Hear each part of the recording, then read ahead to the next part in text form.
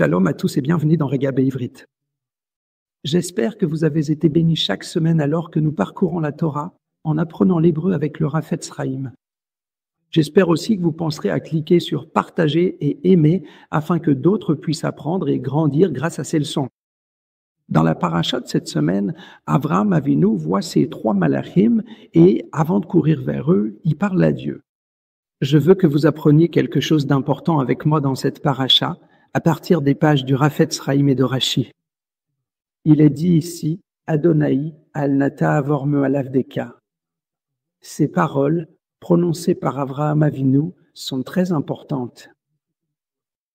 Regardez, en hébreu, après le mot Adonai, il y a une pause.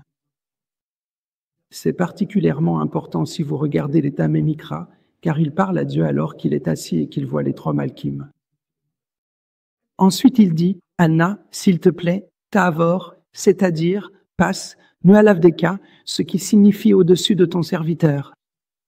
En d'autres termes, Rashi explique en disant qu'il s'adresse à Hachem en personne et lui dit, s'il te plaît, attends-moi un instant, car je cours chercher mes invités. Ces mots hébreux, Al-Nata avor me'alavdra, ne passent pas loin de ton serviteur, et la pause dans le texte nous montre ici un principe important. C'est qu'il vaut mieux passer du temps dans l'horizontale, c'est-à-dire dans les mitzvot envers autrui, plutôt que d'offrir simplement le don de la tefilla à Hachem. Yeshua de Nazareth dit exactement la même chose lorsqu'il déclare « Laisse ton offrande sur l'autel et va te réconcilier avec ton frère ». C'est le véritable sens des mots ici, en hébreu.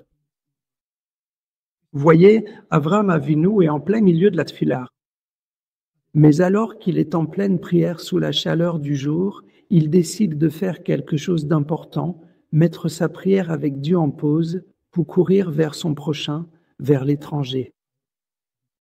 Quel grain de leçon, quel grand moussard pour nous aujourd'hui. Pourrions-nous dire aussi, ne t'en va pas loin de ton serviteur?